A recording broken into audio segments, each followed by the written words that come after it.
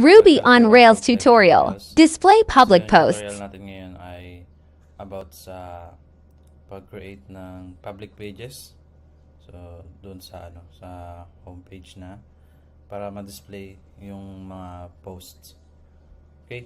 So, kung ready na kayo, tara, start na tayo.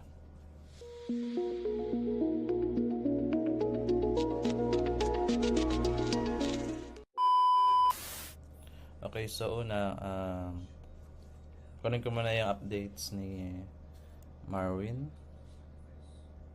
Ito. Git branch. Okay, may changes pa ako. Check ko muna yung git branch. Okay, wala naman changes. So, git pull rebase para makuha natin yung latest updates. Rebase kasi yan yung ginagamit namin na pattern sa merging ng mga